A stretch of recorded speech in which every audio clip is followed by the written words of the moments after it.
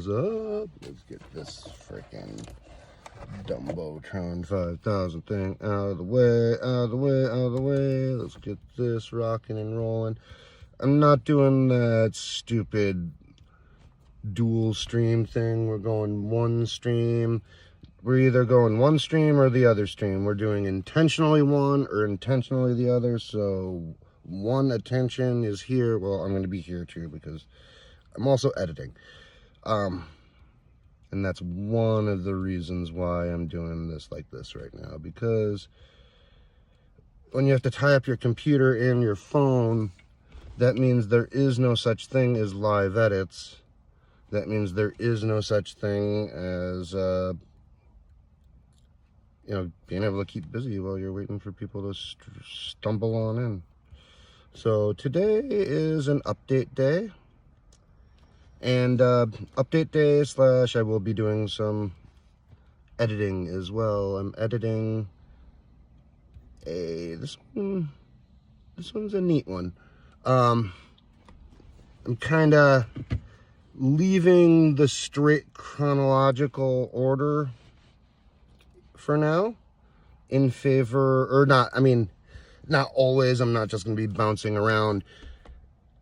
There are certain moments that happen in winter that need to be, you need to show them in winter, or it just doesn't make sense. So, yeah, no, in the editing realm, I'm just going to hold off.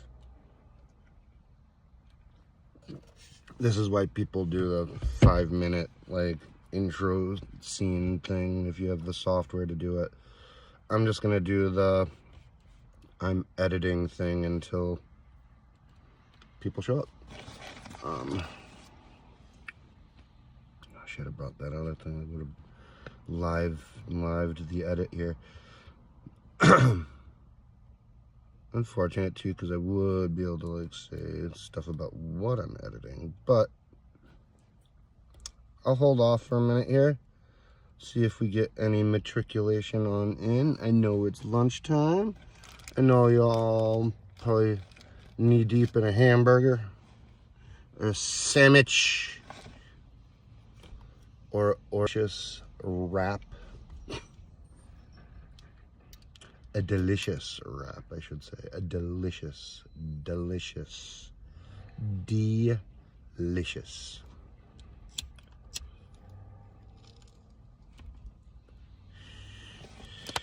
So I'm going to edit while I'm waiting for people to show up here. So, holla at your boy if I'm not paying attention. Oh, there we go. We got people. You love food so much. Food is a good thing. I can't say I have any real negative things to say about the food. We're starting to get some people in here. Hey.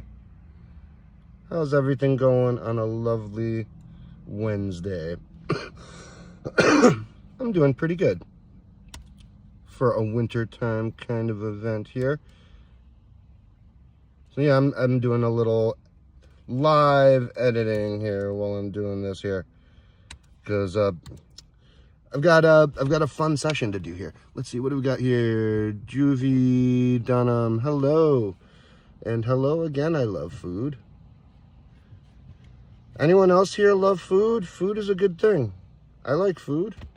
I might eat food today at some point in the relatively near future.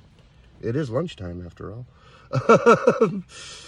But for now, I'm talking and editing this here skate video here. I feel like a stale fart, Mr. Fox. No. Let's liven that fart up so it's fragrant. Need some spice in your diet. Spices. Spices will help with that. Speaking of spiciness, for me, spiciness is, I was starting to say this a little bit before people showed up. Sometimes, if you guys, I don't know if you guys follow the channel. If you follow the channel, you'll notice that I'm moving fairly in a, fairly linear fashion in terms of chronology. So starting from when I picked up the skateboard again, I'm going from there. There have been a few little times here and there where I've jumped out of the timeline, but not very many. For winter, though, there's a few little things that you gotta jump out of the timeline for. And when you live in Buffalo, New York, and you get a day on January 10th that it's actually no snow on the ground, not horrendously cold, and actually dry enough to skate. That's the hard part about winter, is you get your little windows, but a lot of times it's just not dry. You get a thaw, but you don't get the dry because there's just too much snowpack. But we're early enough in the season that we don't have major snowpack yet. So yeah, I got to take that little 3-in-1 ramp outside and have a really, really fun power session on it. And it's the way it is in Buffalo. Like, you get that window, you had an hour to skate pretty much before the rain hit, and then the next day it was snowing, and now it's been rain snow mix since then. So you don't get snow where you live? Well, that's lucky for you, food. We get way too much of it here. Hence the heavy stuff I'm wearing here to broadcast in the car. While I'm editing some skate videos. So that's what I'm doing. I'm editing up this one here because I kind of feel like this one not only jumps the queue and gets the honor of being one of the few wintertime things that I'll post now, because it's weird, the flow of winter changes, because like I'm not skating much other than food court, and when I'm at food court, it's either like a weird combination of like you're doing maintenance sessions where you're just kind of just trying to maintain the things that you can maintain, and or food court specific things. Like there's this big long French fry that they have here. It's a bank to a concrete curb that kind of bends around, and it's painted yellow like a French fry. And you know, that's a unique obstacle that you don't get elsewhere, but it's also uniquely hard because it's positioned weird, and it's just not the easy peasy just go do it kind of thing. So that's something that, you know, sometimes that I'll work on that, and that's, you know, I'll probably spend 6 or 7 sessions there working on that. What up, Kenry Lee? How's it going, dude? So yeah, no, like when it's something like that, I'm not gonna like do daily sessions updates from food court that involve pretty much like a maintenance day followed by hacking at one thing for a little bit. So there's gonna be a lot of yeah, 6, 7. A lot of sessions are gonna be merged into one. So you're probably gonna get like a January update, but that's also part of the fun of the updates that we got going here on here. One of the cool things that I'm going to be able to do now is I got a new backdrop. I got a few new lights. I got a few new ways to make content. I also got a new camera.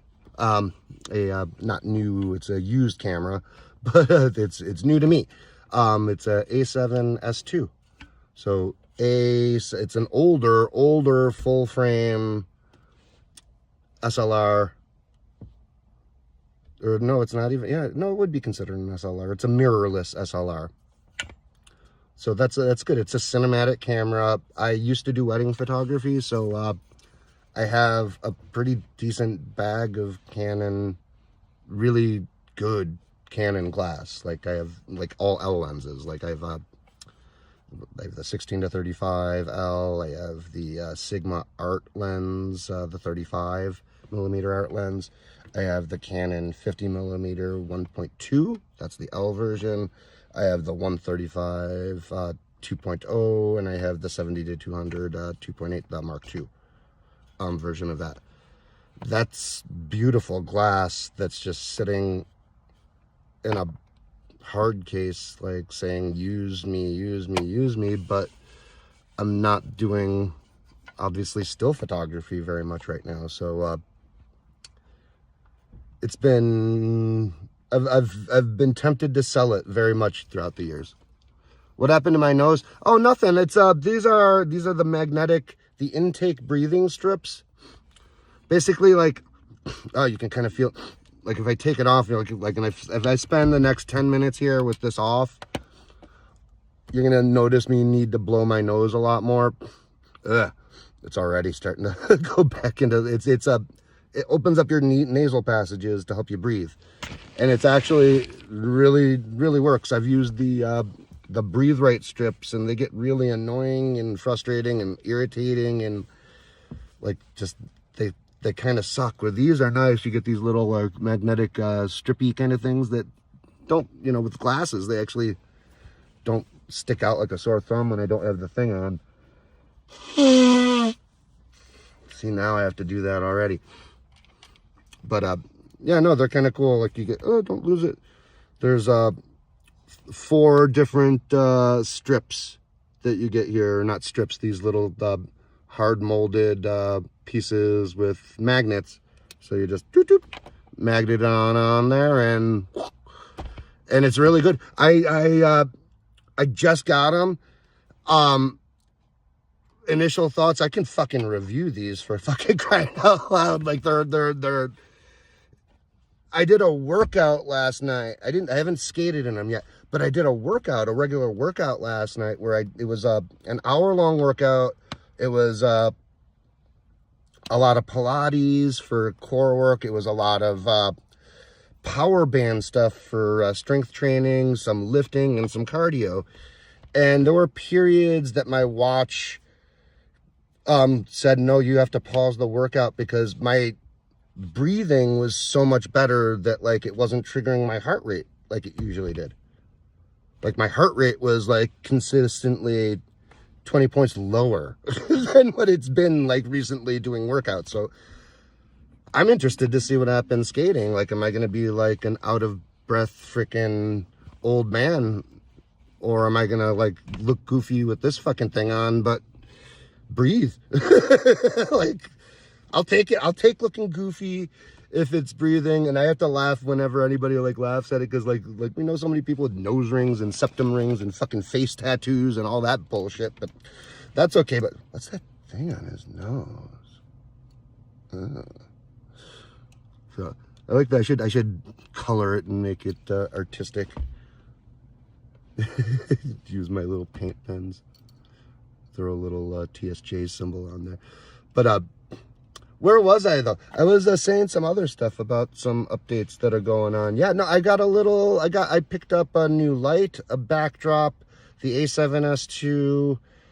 So boom, I've got a home studio kind of like gearing up. I've recorded a few things in there. It's the catch-22 of getting new stuff like that is you have to learn how to use it.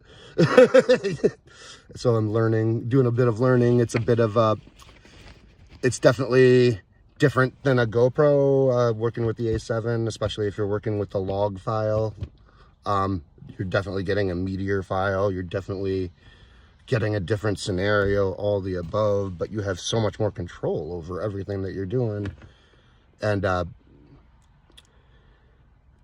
let's see what it was. I made one mistake in the setup. I got the Sigma adapter, thinking that the Sigma adapter would communicate nice for the Canon lenses as well, but not so much. You lose a lot of functionality. So I picked up. It should be actually in today. I ordered one of the Metabones adapters for it, and those supposedly pass more reliable AF data. So I should be able to like start using those other lenses sooner than later. For the home studio side of things, though, probably not going to be using much more than the 50. Probably the 35 and the 50 at most, unless I want to go with the 16 to 35. But I would think at that point I would probably be just busting out the GoPro if I want to do any wide angle work.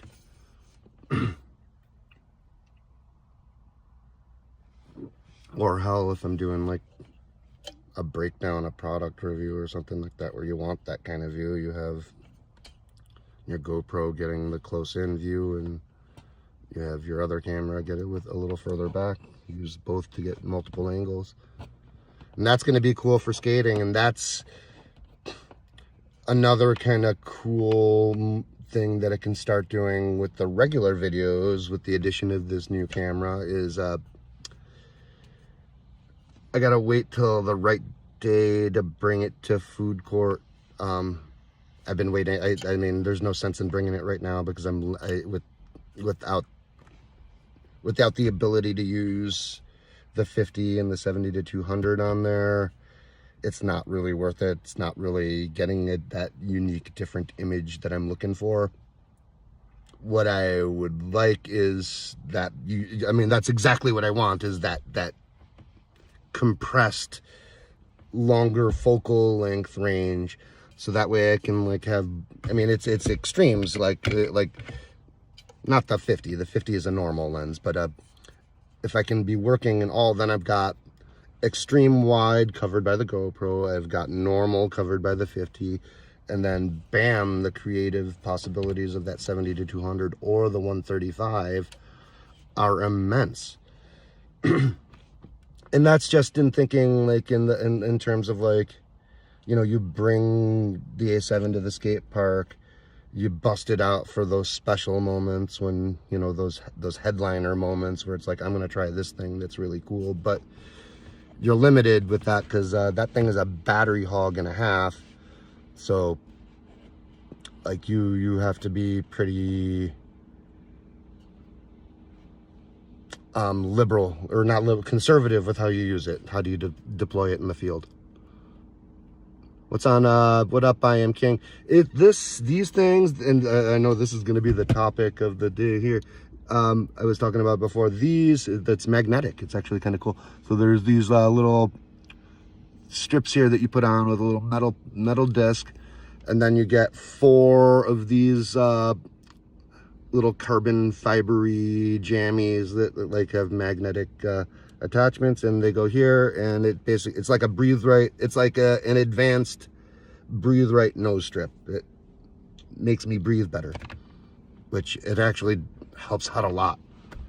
I was saying earlier, I did a workout last night with these on, and my heart rate was, you know, usually up in the 150s. It was down in the 130s, to the point that like when I was doing Pilates, my app like kept crashing out on me because it didn't think that I was actually working out, because it didn't show that my heart rate was enough. So kind of crazy. Yeah, no, they work good. It's I've been using, I'd used the breathe rights for a while, but those I just put on at night, and like I'd leave on through the day sometimes, but they'd get really annoying and frustrating and kind of bullshit and blah blah blah, and like just kind of annoying. And I kept seeing ads for these guys. So it's the intake breathe strips. Intake, I don't know if you could see that there.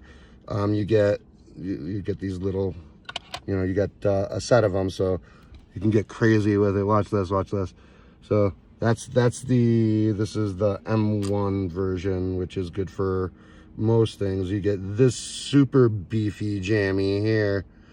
So so this guy they say is specifically made if you have like a deviated septum. So oh wait, no, it's upside down. You gotta be that way. Boom! Oh, look at how much my nose flares out. This one really opens up a lot. Like if you need a quick hold. Whoo, that's too much though. Too much. I'll go with, I've been using the medium one. I'm gonna go with the smallest one. Boom. We'll go with dainty little daint.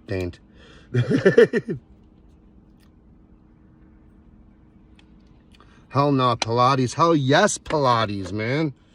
You gotta mix that shit in. I wasn't just doing Pilates. I was doing Pilates. I was doing cardio. I was doing strength training too. I did some lifting. I did some power band work. And yes, you gotta, because I'm an old man, dude. You gotta, like, it's not just about building the strength here. Like, you can't ollie without this. This gut here needs to be dealt with. And Pilates is a great way of dealing with that shit.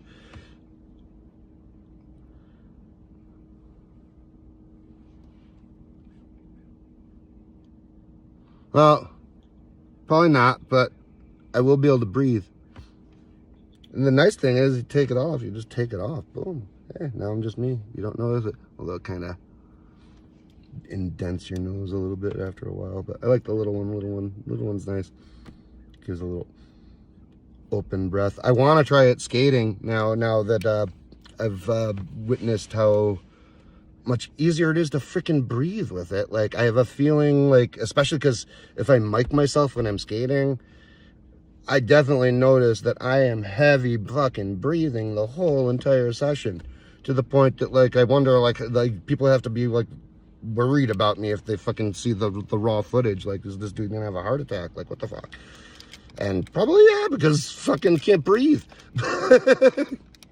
So I'll take breathing over bump. I'm married anyway, so the bump is the bump.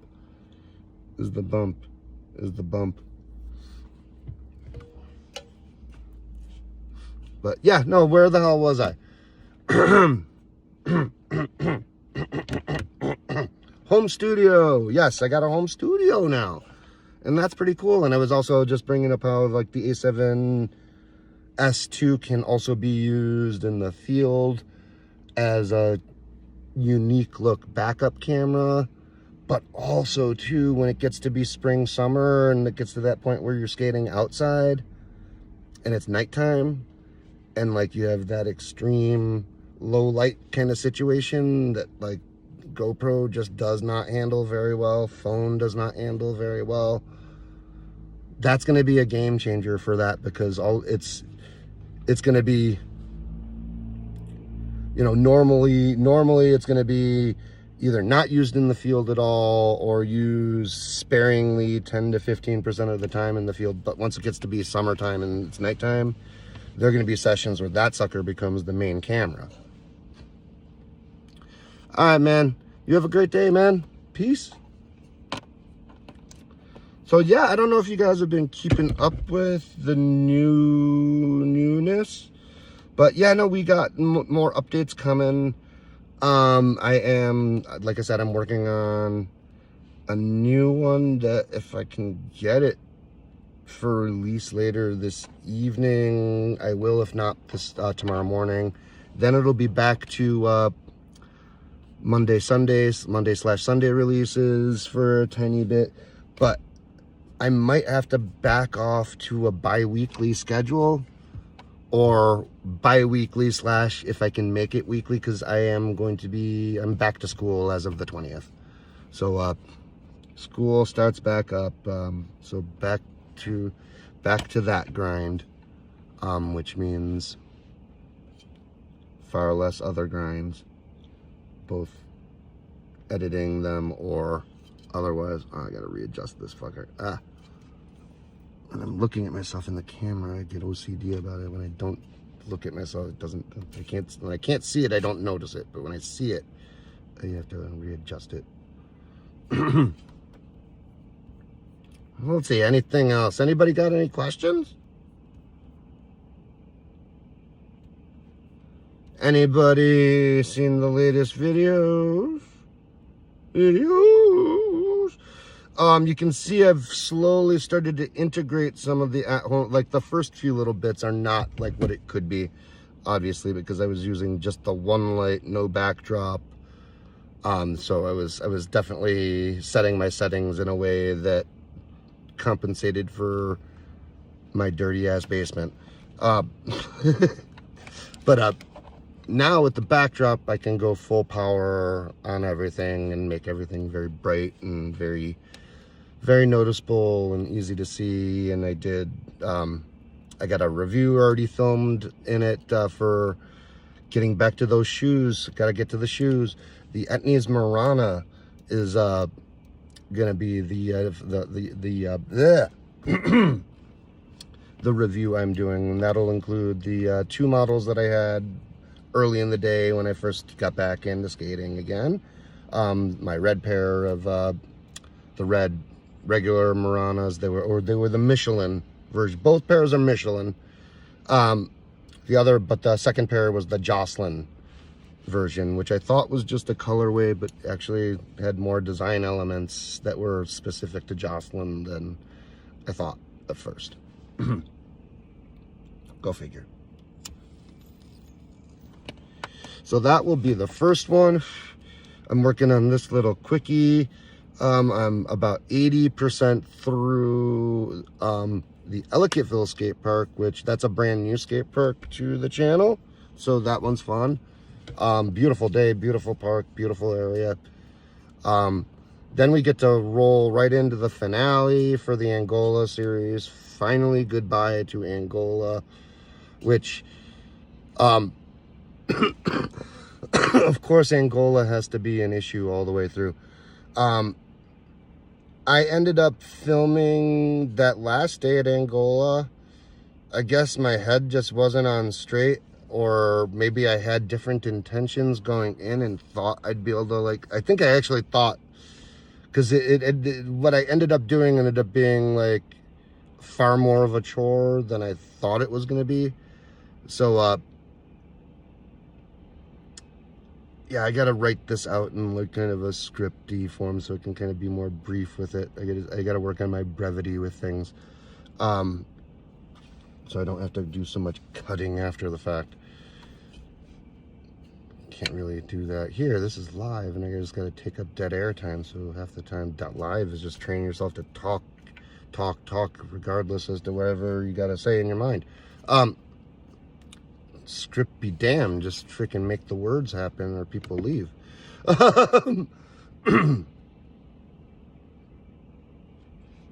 What was I saying though?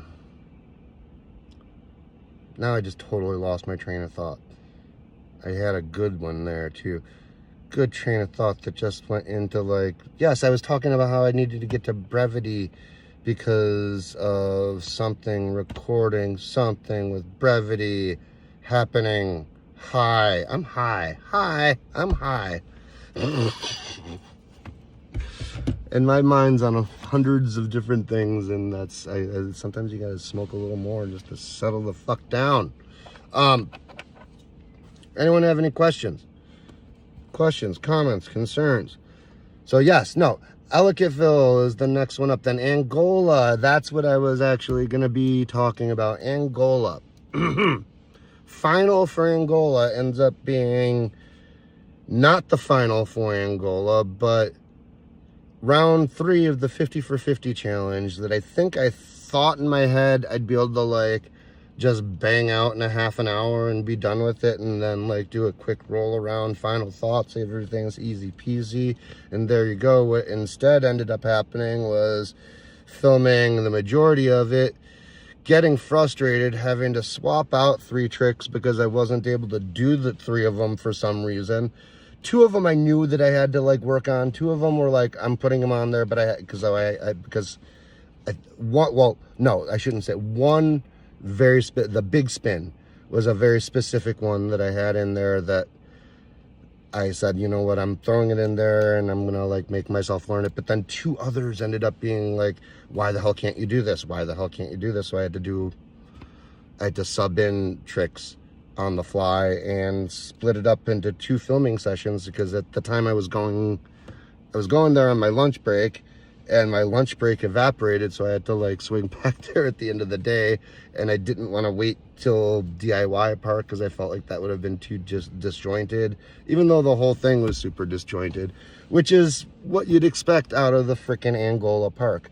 So instead of budgeted time, half an hour to 40 minutes to bang out a quick 10 trick run for my 50 for 50 challenge, what ends up happening, 40 minutes that ends in frustration, that ends in coming back, that ends up like in about an hour and a half of more frustration because of the amount of other substitutions I had to do. I gotta blow my nose.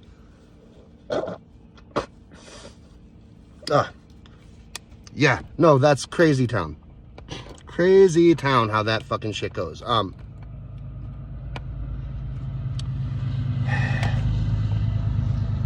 So yeah, 50 for 50 ends up being what I end up doing for the Angola finale.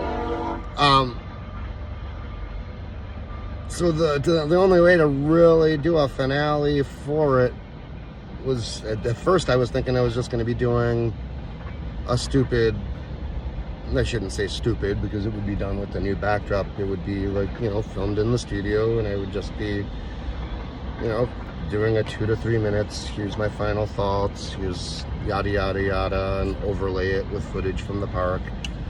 But it's I'm actually the work site that I'm on right now is Angola, or not Angola. It's Dunkirk, which is, you know, half an hour past Angola. So basically, I have to drive past Angola to get to where my work is. So at the end of my work shift the other day, Friday, or Thursday, it was almost dry enough. It was almost dry enough that I could have skated. I'm glad that it was too snowy still and wet to skate, because that just would have sucked. I did go skate at food court that night, but yeah, though, I went there. I went to Angola. I walked through Angola. I filmed my final thoughts and, you know, final rating for the park on a wintertime walkthrough. So kind of cool. It was what is it? January 8th was the date that I did that walkthrough. So kind of funny how that goes, and you can get that kind of time warp effect where January 8th ends up being the day that I film the wrap up for a series on location for that series, for something that I finished up the series itself in what was it, August 10th, I think it was August 10th or 11th. What was the date? What is the date for that? Gooba dabba doo, gooba dabba doo, gooba dabba doo. Oh, Angola, where were you, Angola, when the Angola said Angola? August 12th. So yeah, August 12th was the day I filmed the final session at Angola.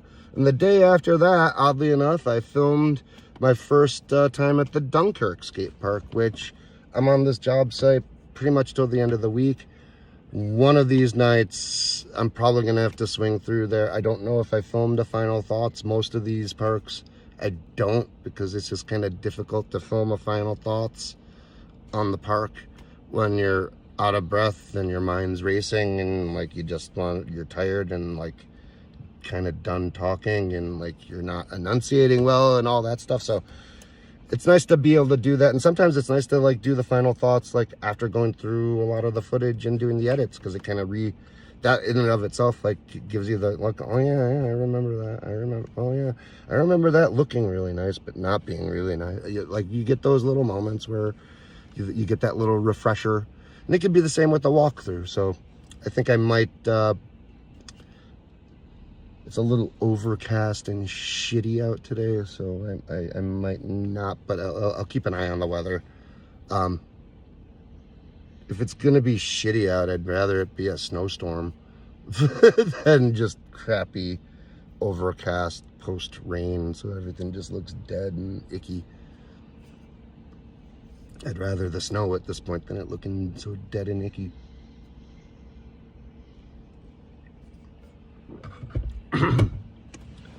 So yeah, so that leads into this. So Dunkirk becomes the next one after that. Then after that is, what did we got here? We got 3 micro sessions basically.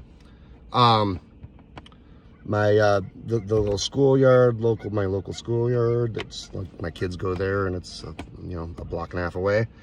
I'll go there a lot of the times, sometimes with the kids because they play on the playground, and I'll skate. And yeah, they have lights, so I'll take my stuff there a lot of the times and set it up and skate, or just go skate, do what I can do there without. There's some fun stuff to do, just skating. So there's that. There's a micro food court session, and then there's one other session that's also kind of actually at a work site. Like there was one work site that was just an abandoned, like a building. It was an abandoned building with a parking lot that was in decent condition that just had lots of curbs, and it was the final day. That's the final session that I make my final decision as to which trucks I like better. It's at that moment that I said, this is, so, you know, that micro session is going to also be the finality for that. So I might split that up. I might do schoolyard and food court, and then final decision time for final truck decision time. And then after that, it's Woodward, which feels like it's closing out a season of this channel, as it were. Like, that's a big moment there. And then there's a lot of stuff from Woodward. I might put out the first Woodward video sooner than later, because I actually already have it all edited. That's the day one footage from the mega ramp there, which, not me in that footage, so I don't mind putting it out there before I get there. It's kind of like before that's kind of before I get there footage.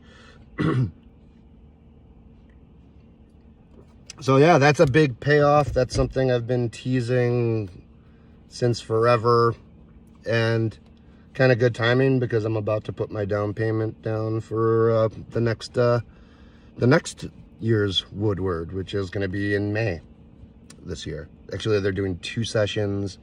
I'm definitely doing the May one. I'm pretty sure I'm not going to be able to do the September one, because it's Memorial Day weekend. So that kind of, if it was a weekend after that or the weekend before that, but the weekend of Memorial Day, I'm not sure if that's going to work. Not sure.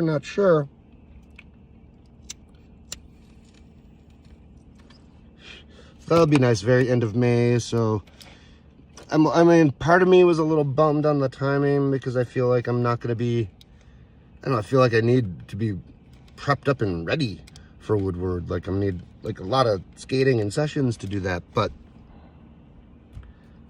it just means you got to have your training regiment in mind from here through till Woodward, because training for it begins off the skateboard. That's going to be the skate training series, which is another thing that I have a lot more capability. A lot of these ideas for a lot of the little mini series kind of things, mini episodes, a lot of them are things that I just couldn't really I couldn't really do to the capacity that I wanted to do them without something like a more formal studio setup. And even in my house, like even in my house, if I'm going to do a workout video kind of thing, you know, what exercises do I do to keep my legs good for skating?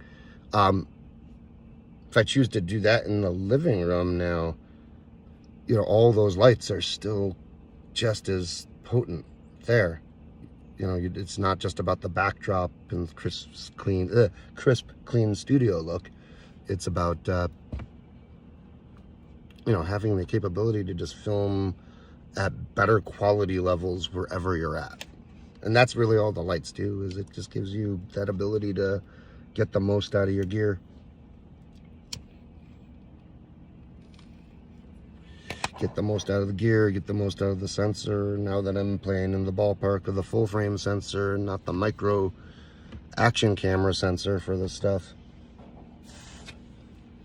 It should be interesting to see where the bounce and when the bounce and quality becomes noticeable. At least for the spoken wordy kind of stuff. So who's all here still? Have all of y'all participated in the poll? Did you guys know there was a poll? Are you guys skaters? Do you guys skate? This is one thing I never actually know when I'm doing these live streams is, yeah, do you actually skate?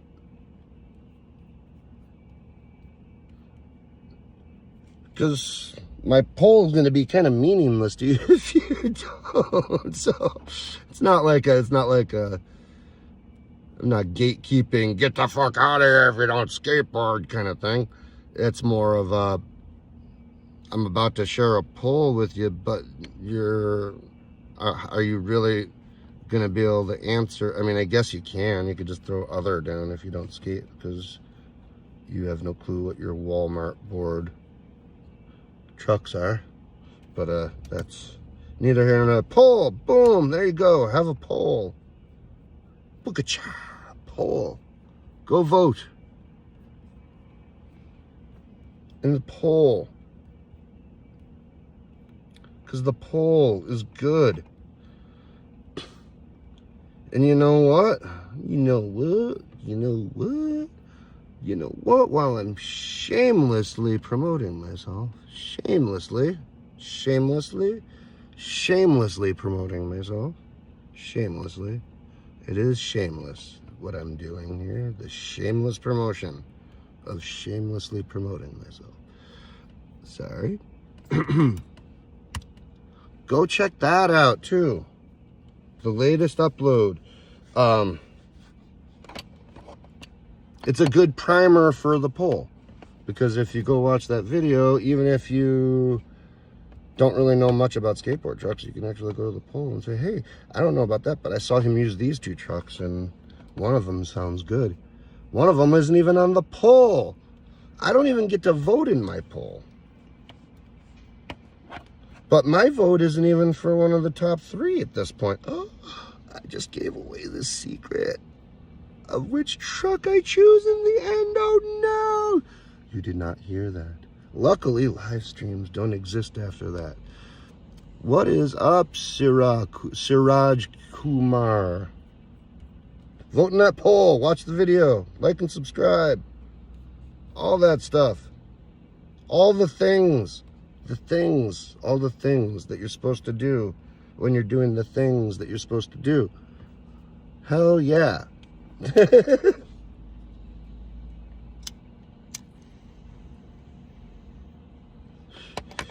Anything else? I can officially say at a food court session the other night, I've landed a fucking kickflip.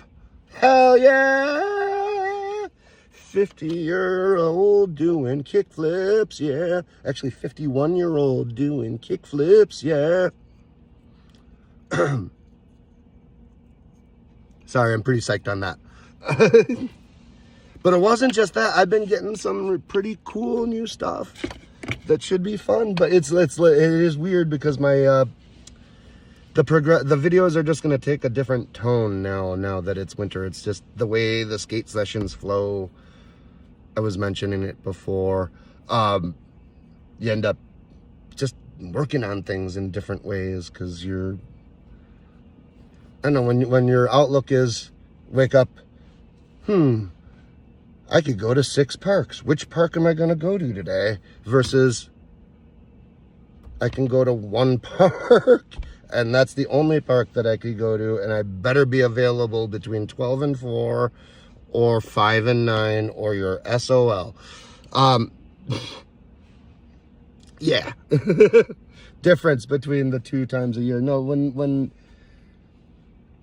I'm more sprawling in the summer because you're skating more for one, and you're skating more locations for one. So like, sure, I'll spend 10 minutes doing that, spend 10 minutes doing that, spend 10 minutes. So like there's just more variety going on, where winter, yeah, like when you're condensing down to 2 to 3 sessions a week, it's maintenance and maybe working on a few things here and there, and it's park specific things, some of which that you spend a few sessions on. Like, there's one thing that I spent, was at a total of 5 sessions on, the little picnic table there, hauling on to the lower bench part, grinding and popping from the bench part to a frontside board slide on the top part, which there's not much room to work there. It's a very tight space, so it's hard to like get position, get the pop without slipping, because your trucks kind of naturally want to slip once you put the pressure on it to pop from the grind to the other thing. But that's got potential. Once I've got it now. It took me 5 sessions to get it. 5 sessions, when you counter the fact that it's one to two times a week, you know, it takes 3 to 5 weeks to learn a trick at that point. So if you're filming and you're filming each of those attempts and you're getting that you're not going to get, you know, the land until like, you know, 3 outfits later, you know.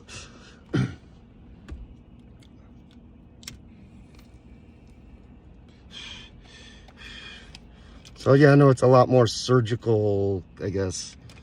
Surgical, a lot more work on something that leads to unfinished business that then you work on the next time that might still be unfinished business. The one thing I can say for certain is I'm not skating like the bowl in half pipe nearly as much as I did last year. Which is good and bad. I feel like there's just not enough skate days to devote time to that when there's a bag of tricks that I need to like maintain on the other side. What is up, Terrence Valentine? Terrence Valentine. Valentine. I'm horrible pronouncing names. I'm blind as a bat because I'm old.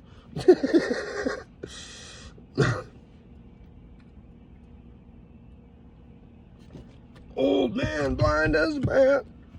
Yeah, was old and blind.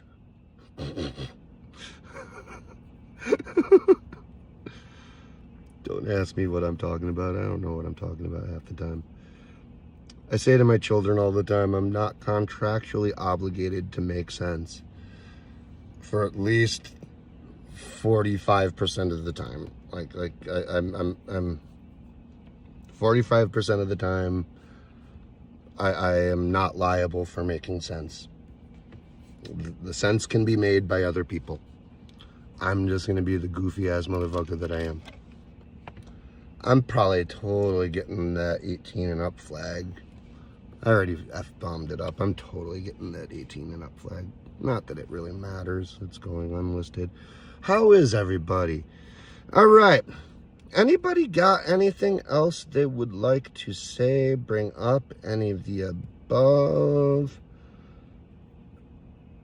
The way these lives go, I've said the main things a few times, so at this point I'm gonna drop that link there and say that's my newest video, go watch it because it's cool.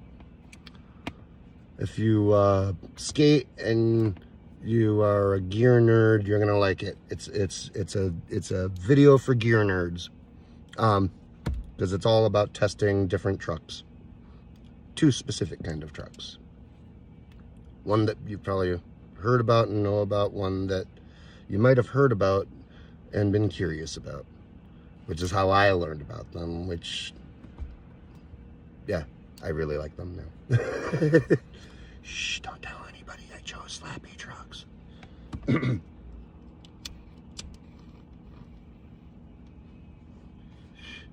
As evidenced by anybody that sees my setup and anybody that skates with me in person would know. So it's not like the cat isn't out of the bag, and it's not like, well, yes and no. I guess if you watch, it probably is pretty visible in the garage session, actually, now that I think about it. So yeah, cat's probably out of the bag. It probably might have been noticeable in some of the other little lives that I've done, skate lives that I've done where I've been, you know, live and skating at the same time. Happened.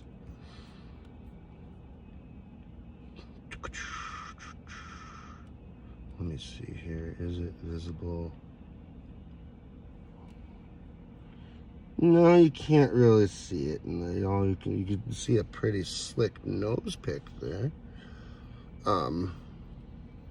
That may or may not be made extra more possible because of the selection of trucks that I have. Just saying. Just saying. And I make that decision based off of the evidence that I make in that video that you should go watch.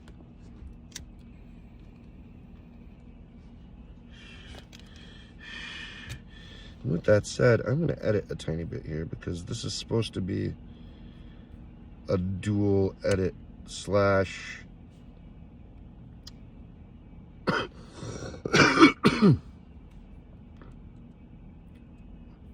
yeah, edit slash live session. And I've been on now for 50 minutes. And I kind of feel like I've run the gambit. And I'm at that point where I'm just going to be editing in gibberish land, which may lead to me saying some funny stuff. Maybe. May lead to me saying absolutely nothing worthwhile whatsoever. May lead to y'all getting really bored, but if people show up, then I will look away from this editing and pay attention to you. But at this point in the game, it's going to take interaction. It's going to take, go watch that video, come back to me. You got some thoughts? Do you use indies? Do you use slappies? What are your thoughts on either? Do you use one of the others? I'm relatively surprised so far that how few people on this poll here are voting for Ace trucks. Speaking of which, I was led to believe that Ace trucks were fairly popular. Not according to my poll, apparently. According to my poll, people would rather use freaking Walmart trucks than Ace trucks. That's what I'm assuming, because nobody's actually commenting what they're using in the other department, because YouTube only allows for polls with 4 options. Kind of limiting. Oh, that was not a land, but we're going to keep that because you're trying something. But yeah, no, the edit I am working on now currently is... Ooh, that was nice. Out of chronological order, fast forward to modern times, because in Buffalo, New York, you do not get, you know, days that are warm enough to take your ramp outside and skate and not have it be wet and snowy. It's usually, if it's not too cold to skate, it's either too wet to skate or just too snowy to skate.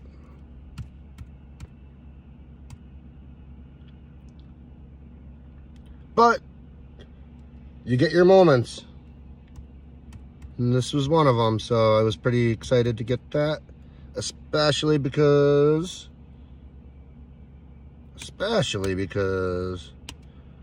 I got a chance to actually give this ramp a workout, which is nice. I've skated it in the garage quite a bit. My garage is very small, extraordinarily small. Stupid small for what I'm doing in it with skating. Probably shouldn't be skating in it at all. Probably asking to hurt myself and or break something that I shouldn't be breaking, but you gotta do what you gotta do. So I'm trying to be as careful as possible. But either way, this ramp here is it's the OC Ramps 3-in-1 jammy there, and in the garage, I'm only capable of skating it as a quarterpipe. The whole selling point to it being a 3-in-1 obstacle is that it's not just a quarterpipe. It's a quarterpipe, it's a launch ramp, and it's a ledge.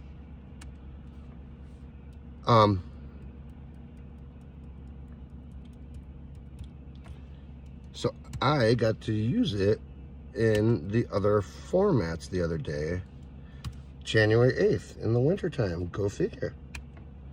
And it's pretty freaking awesome as both those things. The launch ramp side, I would say more accessible, more fun, super beginner friendly, but you could take it to an advanced level if you want. I had a good amount of fun using it as riding up on the quarter pipe part, and getting into a grind like you're riding a quarter pipe, but riding that grind off the edge like it's a ledge. So again, that is what it is. That's why it's a 3-in-1. So I mean, that's gonna lead to eventually trying some fun stuff. Like you're gonna be able to do, you should be able to get blunts back on that thing. You should be able to get disasters both ways on it. You should be able to like ride up to it as a ledge, but like having the ramp part like this, so you can like ollie over ledge style into the disaster. And if you're balls to the walls and not fast enough, just take it right off the edge, or slower and take that disaster slide into the quarter pipe. You could do a lot of fun stuff. You could pop that into like all sorts. You could do so many little things off that, just in that configuration there. And then yes, I did skate it as a ledge too, and it does the job as a ledge. It's when I review it, it will get a pretty damn good review, because it is a fun object. It is something you could easily build on your own if you have the tools and the know-how. But it's not, I mean, because it's got coping involved. Like I would say if it was just a regular launch ramp, you probably just easier to buy it. Unless it's a unique thing. Like I did also buy the Keen ramps, the puzzle wedge. And I bought that because it was uniquely small and it could fit where I needed it to fit. It could be brought with me wherever I needed to go. I could put it in the back of my truck and it doesn't take up the entire space. Like I could put other stuff, like, so, I could have a little portable skate park. So between that and the element rail, which I can carry with me anywhere, I've got a pretty good, like, you can set some challenges that are outside of the normal, like doing some weird gaps that you shouldn't be doing, using the ramp and the bar, actually. And at home, you're going to be able to put both those things together as well and do a lot of really cool stuff. So I've got a lot of seeds planted right now for a very fun spring. And luckily, I got a chance to test it out. I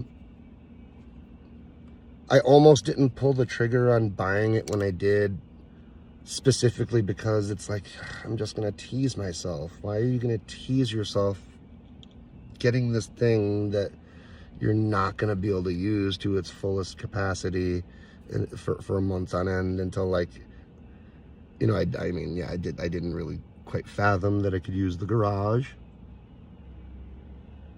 Dumb of me for not. Yeah, of course you have a garage. That's why you have a garage, so you can use it.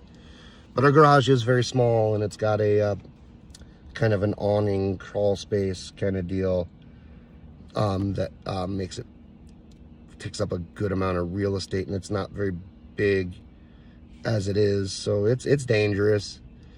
If I wasn't a helmet wearer, I would probably have a concussion right now, just because when you only have about 6 feet, 7 feet from the end of the ramp until you get to that low overhang, and it's not a full, like, I don't have to duck, like duck, but like if I skate through just standing straight, I bump my head.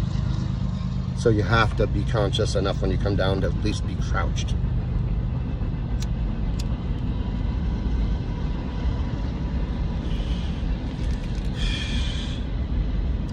So yeah, long story short on that, I'm getting cool stuff on that in the garage, but yeah, it's not. Fuck you, train. Really? Train? You're just gonna, like, not consult me as to, like, when my live streams are? You're just gonna roll past? frickin' CSX. I'm getting on the horn with somebody. Didn't you know I'm live streaming in a goddamn parking lot? Joking, obviously.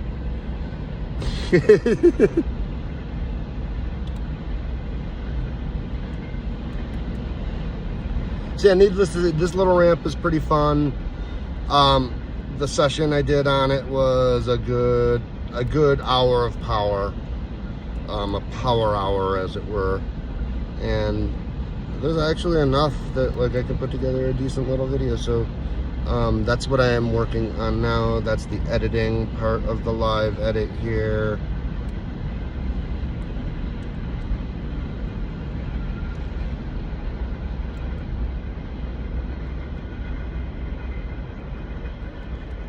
So bear with me because, oh, I like that though. That's a good one for the slow-mo factor. It's a good, but I threw it away. I lofted that bitch. Yeah, this I'm watching myself try to do, or not try to do. I landed it a bunch of times. Now I'm trying to go big with a frontside 180 ollie off this little 3-in-1 ramp here. Which I was able to get the ollie, but I definitely boosted a few that I was not able to reel in realistically, because just a little bigger. But that's on account of honestly 100%. It's been a while since I've hit like something that you could call a more traditional launch ramp, I guess. Like, this is more of a traditional launch ramp than a wedge ramp. So like, if you're not a skater, you're probably not going to get the difference. You're just going to be like, what? It's a ramp. A ramp's a ramp, right? Just skate the ramp. No, there's different ramps, different kinds of ramps, and each kind of ramp hits a little differently. And when I say transition, that's if you just like cut a straight diagonal and put a wood on it, that's a flat bank ramp, and that's gonna launch and throw you a whole lot differently than something with a little bit of transition. So that means it's got a little bit of a gradient to its path up. So instead of it's a straight line up, it's more of a rounded curve up. And the more of the rounded curve, the more of a launch you're going to get on it, because it's going to throw you straight up. So each ramp's a little different, so you got to get to know how that ramp's going to throw you, how that ramp's going to pop, because it's all about where that angle is. So that like that keen ramp that I have is definitely probably going to be more about distance, because it's a flatter bank ramp. So that one, yes, you can get a good pop, but that pop's going to be more generated by your personal ollie pop. So if you have a good ollie, you're going to get a good ollie on that keen, but you're not going to get a benefit of a transition boost, where on something like this you will, because it's not that steep of a transition, but it's enough to like whip you, and that's your natural. It's more just, you know, picture your natural path, you know what I mean? Like, let's see if I have something that can work here. So you got your little thing here. So if it's like this, your natural path is going to be, you know, just to follow out and over. Or if it's a transition, the further up it's going to push you up more before it goes out. So, and if you're a skater, you already know this, but I'm saying this because I don't know who's here. And all this talk about different kinds of ramps, you're not going to know what I'm talking about if I don't tell you. So maybe that might have explained it, maybe not. If you're a skater, you probably are like, shut the fuck up and just talk about the ramp, dude. With that said, though, yes, I do need to get used to not only the transition on it, because it does pop you a little bit more. So getting that good controlled pop, not out of controlled pop, is going to be key. And the timing on it is going to be key as well, because this ramp, unlike the other one, has coping on it, which changes the game. Because especially with the transition, you have to kind of initiate, at least pulling your nose up a little bit before you hit the edge, where with the straight ramp you can like literally like wait and like hit that, crack that tail at the very last minute. So it's finding that sweet spot between like lifting up before your front wheels bonk on the coping and getting that tail crack in, while also still being able to like ride up enough of that transition to like really get the full benefit of the transition. So you're not prematurely ollieing, I guess, as it were. Because, like, again, we'll bring out the little visual aid here. If you're ollieing here, you know, look at where your front foot is, where your board is versus here. So like you have to like lift up so much more to get over versus here where, so which way are you gonna look bigger, higher, further? You're gonna go bigger, higher, further the longer you hold out before you hit that tail.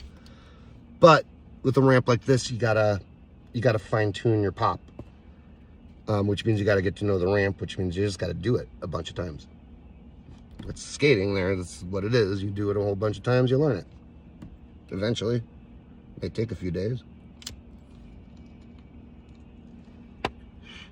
But this ramp, on the launch side, I have a feeling once it gets to be summer time, that's where I'm gonna be hanging out on it when I'm in front of the house. I'll be mostly probably launching on it. But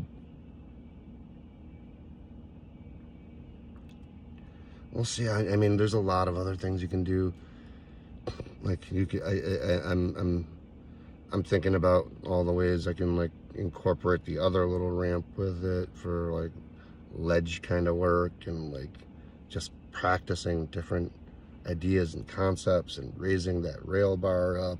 You know, get a few cinder blocks even to put that other rail. Like there's all sorts of cool stuff you can do. Like there's a lot you can do that could be really, really fun. Really, really dangerous. You're upping your danger factor quite a bit with every little step that you take on that, but that's part of what the whole game is there. Oop, I've already gotten out of that. Okay. One of the other, I mean, in this kind of ramp, a ramp this size is obviously going to have another benefit to it of, you know, it's very small. I have small children. 6, she'll be 7 by spring though. 6 and 11 right now though. So by the time summer, it'll be 7 and 11. And they scooter more than skateboard now, because skateboarding's a harder learning curve, and there's not much to skate for them in front of the house before getting this little ramp, because you know what, I've got like a slappy curb and a rail slide bar before this. They're not hitting those things. I got the wedge ramp a little too late in the season for it to be of benefit to them, and yeah, that just leaves like they've been the most transition obstacle practice they get is like riding up and down driveways, which is good. That's how you learn stuff. Like I do that when I'm at home too, but having a little ramp like this is gonna like be super fun for them. Like it's gonna take a lot of the intimidation factor out of skateboarding for them, which, take the intimidation factor out, that's gonna give them more confidence. They'll want to skate more, because that's, you know, they go to the bigger skate parks and it's like they're not doing tricks on their scooters, but they could at least like roll down all the big stuff and roll around and like get the little speed going and feel like they get the feels there. They get the feel of what it is like to be cruising free at a skate park.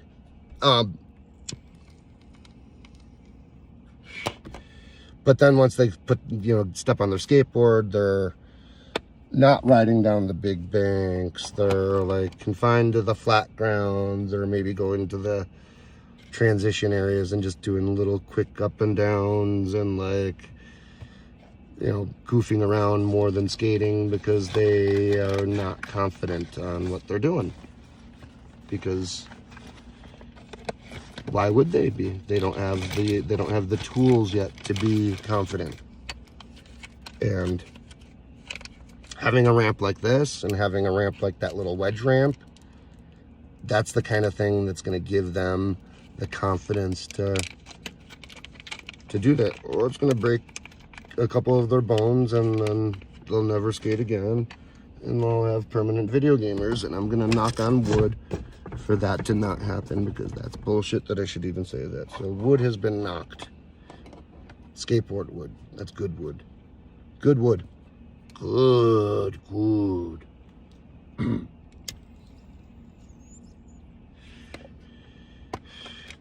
So I'm going to get back to editing here. Who is still here? Did you get any of what I said? Anything here? Because hour and 10 minutes deep into this, but I'm kind of going to need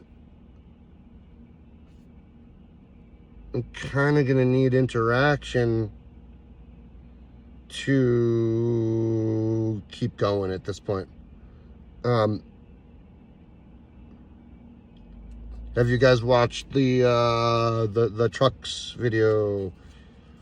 Oop. Schnickel Fritz. No, actually, what is this? This one is called Green Zebras. I'm smoking some Green Zebras, man. The Green Zebras. The names for some of this herb nowadays is just off the hook. Or Nerd Tears. Actually, that's more fitting for a gear review video talk. Nerd Tears.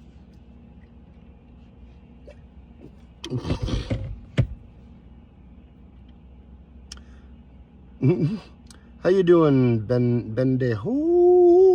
Bendejo!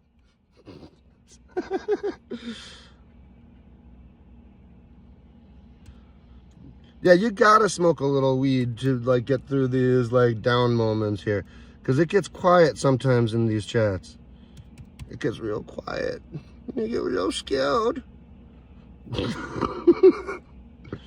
And then I get real goofy. I get even more goofy when I get really, really high and I start going off on some tangents and nobody is interacting, so I have no one to stop me, and it's just this train wreck of tangent that doesn't make it to the tangent station because tangent mania has begun. So interact, please. Help me stay on target. Stay on target. Of editing this here rare outdoor wintertime video.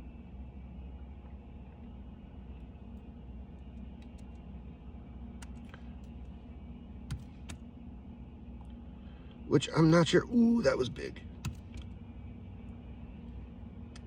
I like to do front side 180s. I like to do front side 180s. I like to do them. Yes, I do.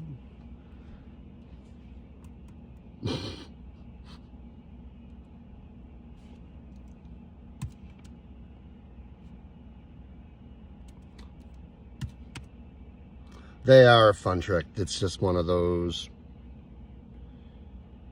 That's where skateboarding becomes this uncanny, amazing thing. Because a frontside 180 ollie is not the most difficult thing. I shouldn't say that because I feature it quite a bit. I guess it is hard if you're, depending on where you're at in your journey. But where I'm at in my journey, technically speaking here, a frontside 180 ollie is kind of bread and butter, I guess you could say. It's one of those You just got this kind of tricks. And,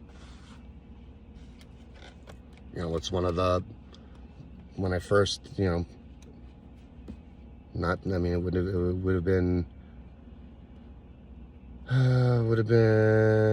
so what is it? We're going to almost be on our two, so it would have been about a year, and, because I wouldn't have been able to start back up again. I mean, I was 2 years ago right now, I was spending every moment that I could, that I could actually get outside and walk. I was walking, and when I wasn't walking, I was doing some kind of doctor prescribed knee exercise to rehab my knee, because I was in the final stages of rehabbing my knee, which that's going to be the next skate training video, is that part of the journey, and going really more in depth detail into what it took to get me back into skating, which then leads into a series of what it's taken to go that extra step of not just getting back into skating, but taking it that next step. And I say that, I'm not like saying I'm pro or anything like that, or even sponsored amateur. I'm not. I'm a 51-year-old. I'm a realist. But that don't mean I can't be psyched on what I'm doing. That doesn't mean I can't be psyched on the fact that, like, what used to be my lane, you know, when I got back into skating, here's your lane, right here. And that was pretty much just, at first was just pushing around. I was content saying, like, I'm just going to get a cruiser board and push around, which, you know, led to more training, more exercise, more strengthening of my knee muscles, which, you know, maybe I can do an ollie. Oh, okay, you can actually do a little bit of an ollie. Not too coordinated, not very fast, but you can do an ollie. All right, well, let's do shove-its. That's the next step. And after shove-its, the next trick that comes after that was frontside 180s. Ollie front, that was the whole, it wasn't super tangent-y. It was actually part of the story there.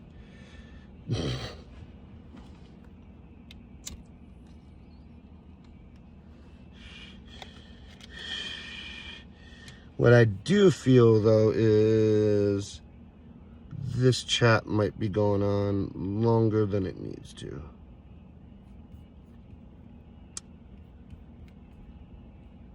Unless more people show up. We got some people. We got some people. Do we got some people in the house? Are they gonna go look at the video?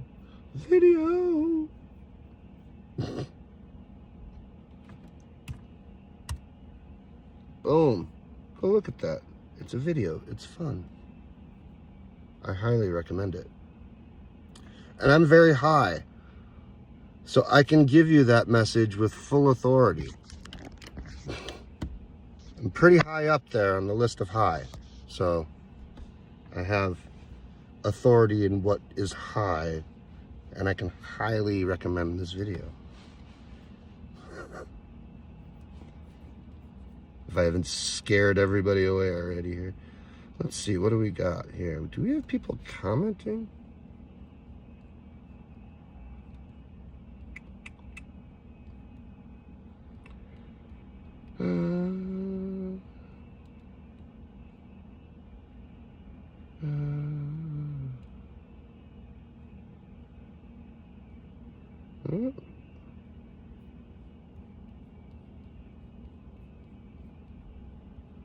What is he? We got a comment here on something here. Let's see. This is one of those weird ones. Let's see.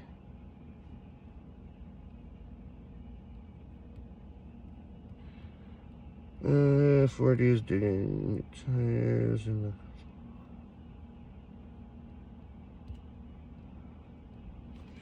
I'm going to comment on a post here. Hold on a second here.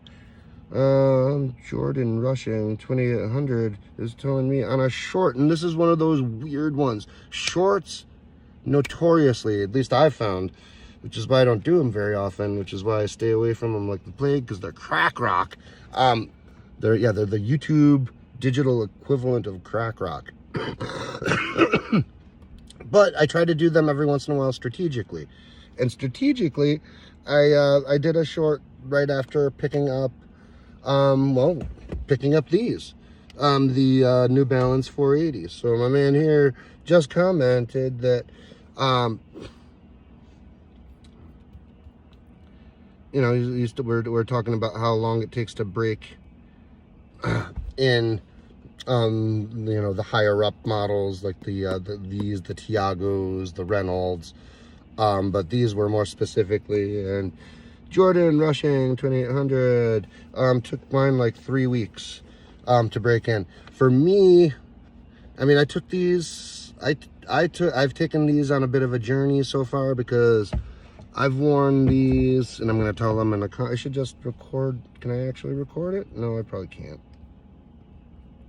Probably can't. No way to voice record that, unless I do it via another app or something. Either way, I'm going to write this reply here, because all you have left here. So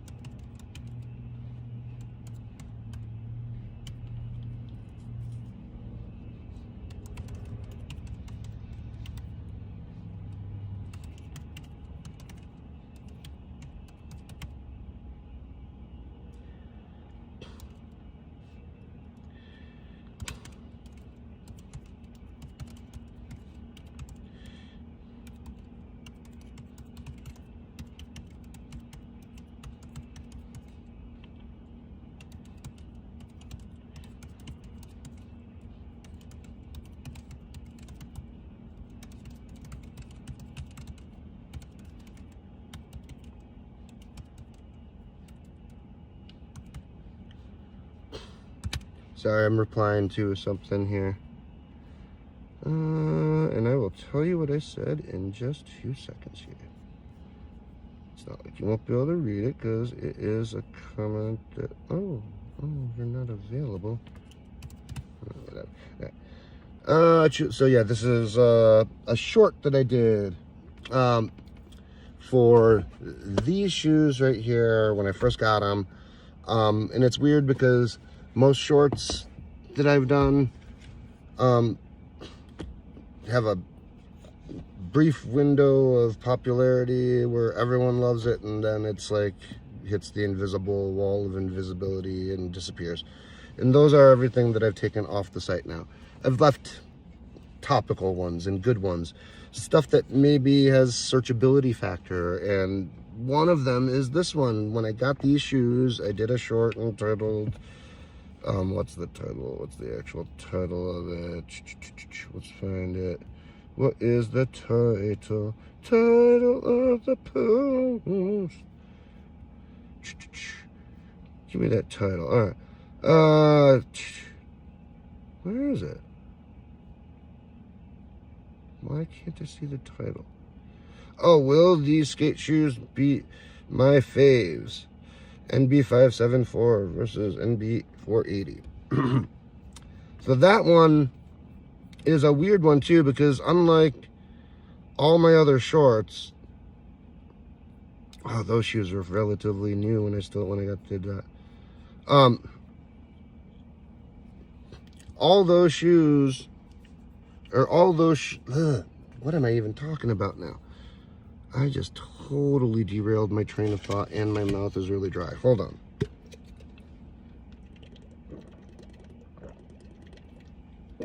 Must have water. Quench thirst. Quench thirst. Yeah, what was I gonna say here? Yeah, that particular short, for some reason, it didn't pop off when I first uploaded it. It vastly underperformed, actually. It's, you know, and it was in the time that I was just not really doing shorts anyway, so it was just kind of like, here's one, and then I'm done. Don't really care how it does. Have fun. See you later. And it's kind of funny because it's not now it's gone on a little bit of a journey. Which, oh wait, that's not what I want. Let's see, transparency. Let's talk about this. Give me some analytics. Analytics. So yeah, okay, so I uploaded this short here. What is the date here? October 29th. And from there, it took off to, it ended up getting 718 views by November 1st. So 29th to November 1st. Pretty short window, 2 to 3 days. That's to be expected. And then flatline plateaus. And, you know, it gets like straggler views. Straggler, up until about the end of November. You know, a handful of views every day until the end of November, until all of a sudden, you know, as of, you know, probably, which day is it here? As of the 23rd of November, we start getting bigger bounces. Then all of a sudden on the 29th, you know, 29th, we're at 851 views all of a sudden on this. Then the third, oh, yeah, 29th, 851. 30th, 869. So we bounced up huge. Then 860, 882. A little slower, 889. 896. 908. 915. 920. 930. I mean, then it's just like keeps going and going and going and going. And now it's just organically on its own without any prodding whatsoever made its way up to 1,308 views. Which, that's kind of crazy. It's literally had a 500 view swing in viewership since YouTube decided to like flatline it. So it's, I mean, like it's shown up in searches, but you know, that's where people are finding it. It's a search only video. And there was a point to why I was bringing that up. But that point is forgotten because I started this little section a while ago. Oh yeah, no, that's just because I was typing a reply to that comment that was to that particular video that happened to be a short.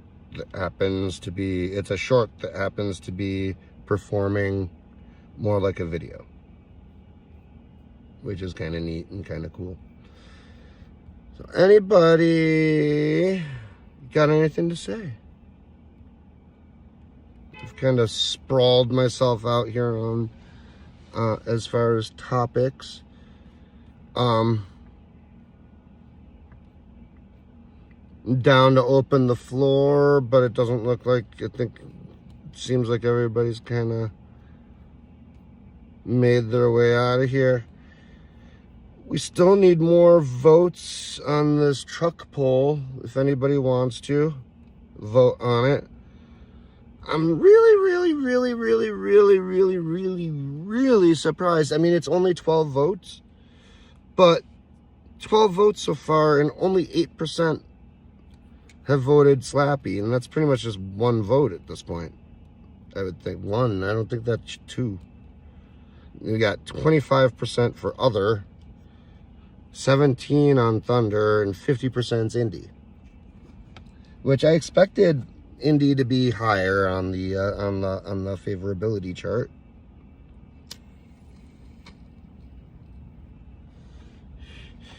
I expected to be Thunder, or I expected Thunder to be probably coming in the secondary spot, but I expected it to be a little higher.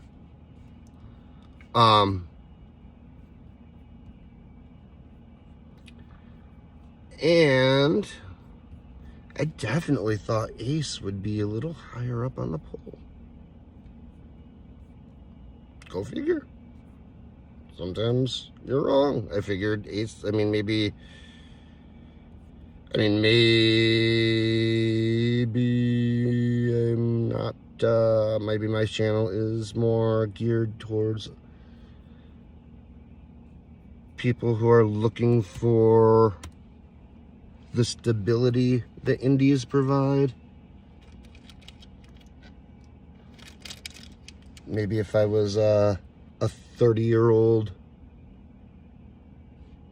and I was doing more difficult level tricks, I would find more people in the Ace truck department being part of the channel. But I swear I know people out there that should be voting in this, that should, I personally know people who ride Ace trucks that are not voting in this poll. And I'm very disappointed in the lot of you. My best fatherly face. I'm very, very disappointed in the lot of you for not voting in the poll. Disappointed. Don't make me pull this car over. Get off my lawn. Damn kids and their skateboards.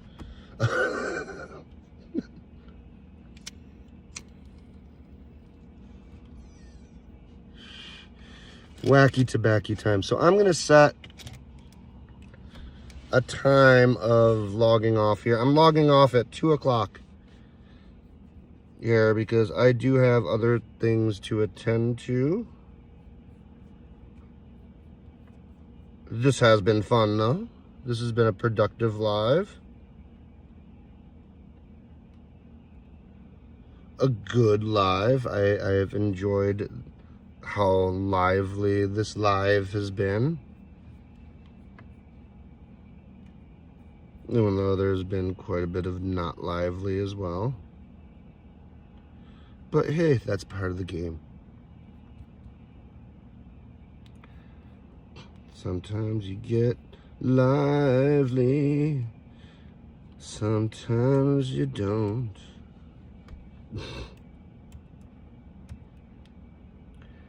The problem at this point is new people that come in at this point in the chat. I feel like they're coming in and I need to rewind and redo everything that I just said, even though I've reset it like 3 times over. I think at this point I've said those things, and unless anyone has any specific questions on those topics, I think I can move on. I want to see this thing I'm about to go do here though. I'm about to do things here. I do things. Sometimes I do things. Not that time though. I did not do the thing that time. Ooh, but that's the first time trying that thing. And you know you can do it now is the thing. Because once you almost do it once, then you know you can do it again and again and again. Then you open the door, do do do do do do do do do do do do do do.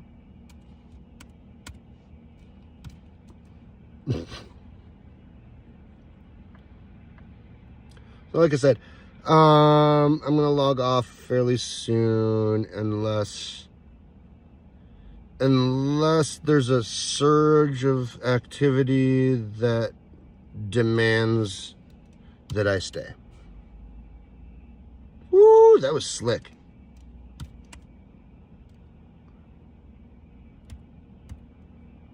And that's mostly, I would actually be down to stay live and shoot the shit and edit, but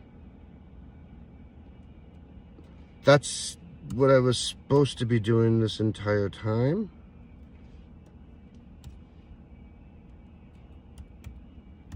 So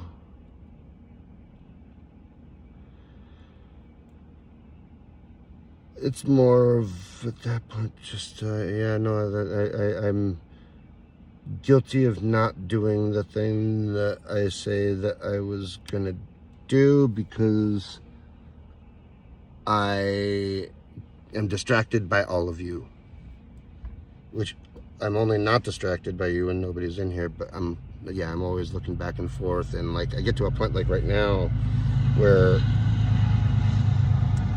I do need audio here to be able to continue on this one, because I'm beyond the point of straight clips. Like if it's just clips, like finding the lands I want and trials that I want, that's easy peasy. I can do that without audio, but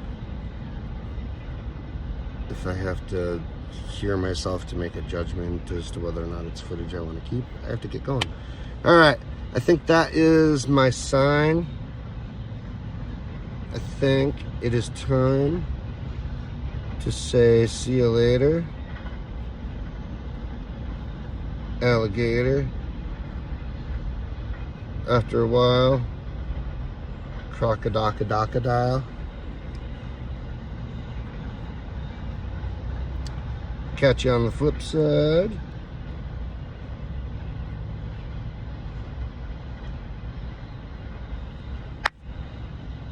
Yeah. All right, peace.